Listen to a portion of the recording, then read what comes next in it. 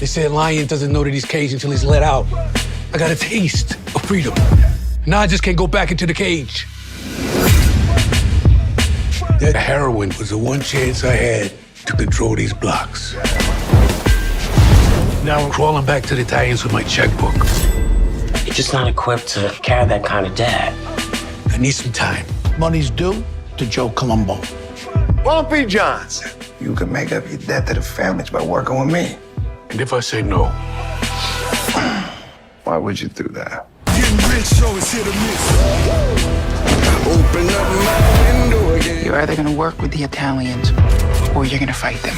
One will kill to protect what he has. Your statements help throw the 5 families into disarray. The other to demand what he hasn't. But we're going to win our fight for freedom. I need alliances with the African leaders. I'll help you. I'll do whatever it takes. I was in charge. I'm done shaking hands with the Italians. They want to keep me in shackles. I call the shots. Me, and me alone. Money, hustle, repeat. We're on the edge of war. Money. How much manpower we got? We wouldn't have a chance against all 5 families. You're a traitor. We're losing our grip on Central Harlem. You and I believe we can solve all our problems by ourselves. We can't. You need an alliance. Set a meet with Jose Battle. He can help us change the balance of power. I'll deal with Bumpy Johnson. They need to get as far away as possible. This is our last shot. You're either with me or you're dead. Warning of a powder keg situation. This is a suicide mission. Hate will someday get me killed. There's one thing you guys never seem to remember. Why? Harlem, it's mine.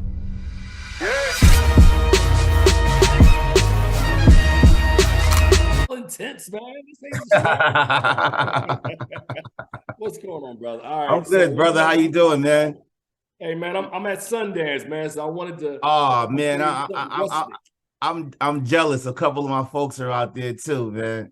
Bro, don't be jealous, man. It's single-digit temperatures out here. You are good where you are. Are you in Park City? In Park City. Okay, got you. All right, so can I begin, or what are we doing? Yeah. We can begin. Okay, yeah, cool. Let's go for it because it's recording. All right. Welcome back to Conversations. I'm Tim Gordon, where every week we feature and profile, folks in our industry. And today, we've got the upcoming the upcoming 3rd season of Godfather of Harlem is returning. And we have executive producer and actor Markuann Smith. Markuann, welcome to the show, brother. Thanks for having me, Tim, man. How you doing? Right, I've been waiting for this show to return, man. You guys left me with, of course, the inevitable cliffhanger at the end of season 2. Watching season 3, man, you guys continue to amp it up. Talk to me a little bit about the evolution between seasons 2, what people remember as season 2, and take us into season 3. Well, the last episode in season 2, the audience, I guess they will remember the warehouse and the doogie burnt up. And we were stuck between a rock and a hard place trying to figure out how we were supposed to get back the Italians their $3 million that they fronted us for the doogie. And we lead into the first episode of the 3rd season by trying to figure out how to get that $3 million back. So, it's a lot of story arcs, like I say, for the 3rd season that to me has showed the evolution of the show. The trajectory is totally different. We're dealing with the Cuban underworld this year. So we're going to get a lot of this Spanish Harlem vibe. We have, we're dealing with the CIA, the FBI, the NYPD, and everyone that's coming for Bumpy and Malcolm X. Now, it wouldn't be unfair to say that since this is a period piece and we kind of understand the history of the characters that you're portraying, yeah, we know that we know in real life when Bumpy kind of departs and transitions. We also know when Malcolm transitions. Yep. Are you guys thinking about these arcs or thinking about that along with the stories you're trying to tell, but thinking about how long you have to tell these stories with these characters? Oh, absolutely. When we first started the show, we said, we probably would have a a window of 63 to 68 to tell these magical stories. And every season is a different year. Season 3 is 65. It deals with Malcolm's demise. And, 66 will be about Black Power and, how the Vietnam War, pre-Vietnam started. And we went into the writer's room with those thoughts. Bumpy died in 1968 in my character's arms of congested heart failure. He actually did it his way while he was out on bail. He was about to go back to jail to do, could have been doing close to 50 years. And that was a 60, 63, 64-year-old man. So what's so cool about this show is that history is right in front of you. So we're able to go and actually pick certain points of history and add it to that year. And that's what we've been doing from 63, 64, and 65.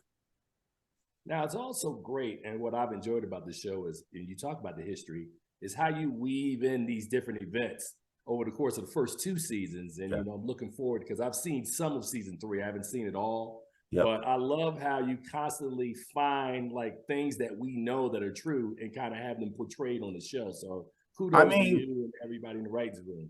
If you think about it, the Ferguson riots, history repeats itself. The Ferguson riots, that's the Harlem riots. Kaepernick, that's Muhammad Ali. So everything is the juxtaposition and the parallel of how history is today and how history was yesterday. It's amazingly eerie how real it is that we see these things that were happening back in the 60s, from George Floyd to Black Lives Matter, so we were able to actually paint a beautiful picture of what was happening then and happening now and see how it coincides. So now you talk about the writer's room, man. It's not that you're getting that aspect of history correct, but you're also dealing with the 5 families at that time and the mob. Yeah.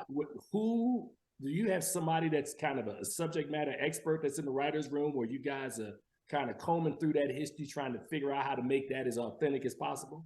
Well, when the show was first created, and it took me 18 years to get the show done. It started back in 2000 when I used to go to Lenox Terrace to see Margaret Johnson. And Margaret Johnson is my godmother in real life. So I used to write down a lot of these stories and things she used to tell me, and then go down to the Schomburg Museum and just do a whole bunch of research. So when the writer's room was formatted, that they would have all the things that they needed. Now, we did bring on a professor. His name is James Small, and Professor James Small, he's a Black historian who was actually Malcolm X's sister's bodyguard when Malcolm X passed away. So I made sure that he was on set so we can make sure that what you saw was as authentic as possible. Of course, there's embellishment in the writer's room and things that actually didn't happen. But you see that big disclaimer in the front of the show that lets you know that, it's not a documentary, but we tried to get as accurate as possible with the storylines. So you talk about Malcolm X, man. Now in season 3, man, I forget the brother's name who played him the first 2 seasons. Nigel Thatch. We have a new gentleman stepping in. Yeah. But what was the brother's name? Nigel Thatch. Yeah, so Nigel's gone, and now we have Jason Carville. All right,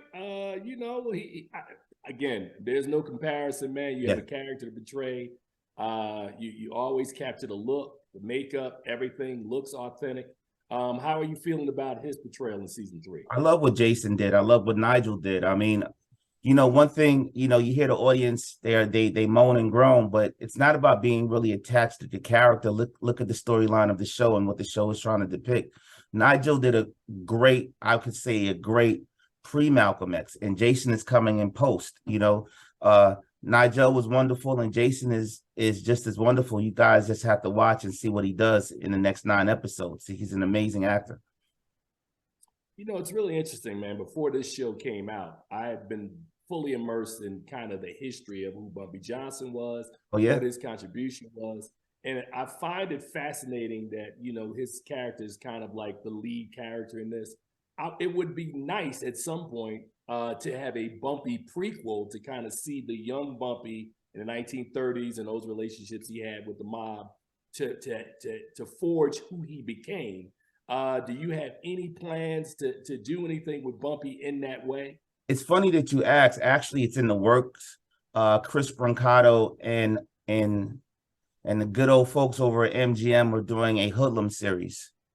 So I don't know at what point it is right now, but that should depict like a young Queen, Madam St. Clair, a young Bumpy, a young Junie Bird, a young Chance, a young Pettigrew, and see how it actually formulated. The beautiful thing about Bumpy Johnson's character is that we've seen him on the big screen, Harlem Renaissance, right? And now we're seeing him later on coming home from Alcatraz as an older gangster. You know, Lawrence Fishburne portrayed him in Hoodlum. We got him in the Cotton Club. You know, Escape from Alcatraz. You know, there was a character that portrayed Bumpy Johnson. You know, Bumpy has so many facets. He wasn't just a gangster. He was actually he had self-published poetry. He played chess. There's rumors that he beat Bobby Fischer in chess. He read Shakespeare. He read Nietzsche. He was a philosopher. You know, Bumpy didn't just come to New York to become a gangster. He actually migrated from Charleston, South Carolina to come up to New York to become an attorney, just like Malcolm X. And when he went to the bursar's office at City College and they found out that Ellsworth Raymond Johnson was actually a black man, they said, we don't give financial aid to colored folks. So he took the cards that he was dealt and played it the best way that he could. I mean, you got to understand, he was the first African-American underworld boss that sat down with the five families. I'm talking about Meyer Lansky, Lucky Luciano, Frank Costello, Vito Genovese, you know, Bugsy Siegel. And these guys were the roots of the La Cosa Nostra. They started the five families, the mafia. So for a black man to be able to sit at the table was amazing back then. And even the warden of Alcatraz said that he had the highest IQ he ever saw for a colored man. So Bumpy thought he played chess. He didn't play checkers. And that's the amazing way of how Forrest is portraying his character.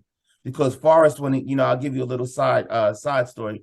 When we were doing when we first got the Godfather of Harlem, Forrest committed to become a producer. He didn't commit to play Bumpy Johnson. And as an actor myself, you just don't commit and say, I want to be a character unless you know the choices that this character is going to make and how the words come off the script. So it took about 13 or 14 scripts before Forrest actually said, you know what, this character is the character that I want to portray, because he's so multifaceted. And he's not just trying to be a gangster. He's actually trying to do whatever he can by any means necessary, but he's doing it the wrong way. You know, just because you buy book bags for the kids in a neighborhood, that doesn't mean you're not selling dope. You could send kids to Great Adventure and day camps. You're still a dope dealer. So you'll see during the season and prior seasons later on how Bumpy is trying to change into a different person and trying to get out of the drug game, but it keeps pulling him back in. You know, it's funny you talk about Forrest, man. His presence, man, brings so much texture and to this character.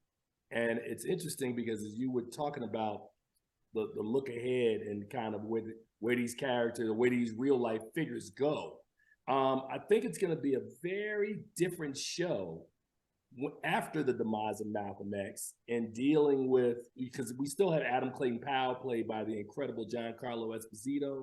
So you've got, I mean, I think to your point, when we talking about the formatting of the show, I think you anchored it with several really standout actors when you talk about Whitaker and you talk about Esposito, and then everybody else around it, man. It's a really, really good mixture of actors that you have in here.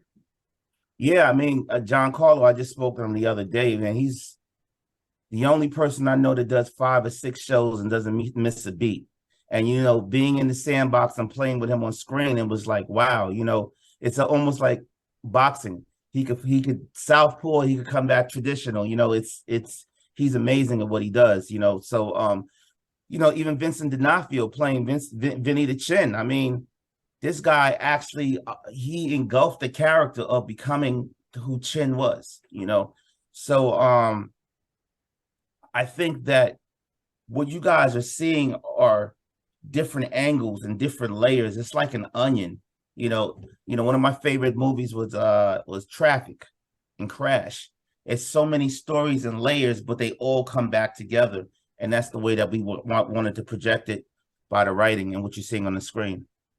So what do you want the audience, man, to get out of this season of the show? I mean, of course, the show always shows the real life violence of these people because of the world that they inhabit. We also know that, you know, I guess what I was going to go to, but I'll stop in the middle. Since I know you've seen the documentary Who Killed Malcolm X. Yep. Are you going to incorporate any of those elements at Yeah, some point into the show? Tim, it's funny that you asked. I'll say this. I wanted to make sure that when the audience saw the demise of Malcolm, that it wasn't finger pointing at one person. It could have been anybody, right? It's almost like when you were younger and you read those Choose Your Adventure books. It's up for you to decide. It's not my opinion who did it. You know, we actually try to use as much historical footage of Malcolm talking so you can hear his own words through his mouth. So it's not just the writers making stuff up. So we wanted to show you a history of Malcolm X, but who did kill Malcolm X? You know, so when you watch it, you'll see it. I think you will be pleasantly pleased that it wasn't just pointing a finger at one organization or one group. It's a whole bunch of people that could have met Malcolm X to his demise. Well, you know, it's funny, man. I'm a native of Newark, New Jersey, man. So, you know, I am deeply immersed the bricks. in that history of that story, bro. Yeah. So, but you know, I want to congratulate you guys, man. I think you guys are killing it on this series, man. I'm looking forward to checking it out. When does Godfather of Harlem season 3 debut? It actually debuted on last Sunday, on the 15th. All right, so January 15th on Martin Luther King Day, man. Yep. So what are we now? I'm a couple episodes behind, it sounds like. One episode every Sunday comes on. All right, brother. Well, hey, man, I appreciate you. We need to stay up, man, because you speaking my language when you talking five family, bumpy. That's all. I love all that stuff. Let's tap in, man. And I have a lot of good other projects that's coming your way that I hope the audience will love as well too. You know, Godfather of Harlem was definitely a passion project, you know, and I tell people all the time, never give up in your dreams, man, your hopes, your aspirations. You know, I'm a walking testimony about it. It wasn't a walk in the park, but it happened. So I know I got a couple minutes left, man. Did I read in your bio that Father MC is your brother? Yeah, that's my older brother. Wow. How's he doing, man? He's good. We actually about to do a show at the Garden in March with SWV. So far as on the billing, and Ashanti. You know, he still loves music. And the funny thing about it, I was always into the arts. You know, I had a deal at one time with Whitney Houston. She had a record label called A Better Place Records through her Nippy Ink Company, and Robin Crawford was actually running the label. So we were always into creating. I just happened to really love television and movies, man, from watching Once Upon a Time in America. That's one of my favorite movies, man, with Noodles and Sergio Leone, you know, and Raging Bull on the Waterfront, and things like that really helped me kind of like get into that imagination of the underworld and characters, and speaking of the haves and the have-nots, you know. So your father is very good, you know. He's doing really good, man. All right, man. Well, I'm out of time right now, but remember, Hip Hop 50, Godfather Harlem season 3, Markuann Smith, brother. It's been a pleasure, man. Thank you, man. Thank you, and enjoy your day. Stay in touch.